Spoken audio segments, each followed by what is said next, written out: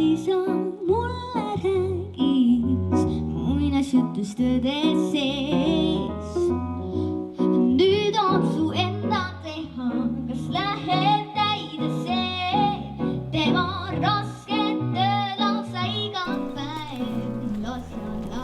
Me oleme üheskoos võitnud Euroopa kultuuripealinna tiitli, aga see tiitel Euroopa kultuuripealinn aastal 2024 on tarvis täita sisuga ja Räpinal on selle missiooni elluviimisel väga kaalukas roll.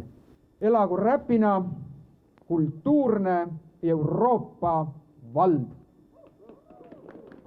Anname kõik endast parima ja mõtleme sellele, mis on see meie Räpina valla kultuur ja väärtus ja kinnitame seda täna siis allkirjadega ja hoiame meile kõik pöialt.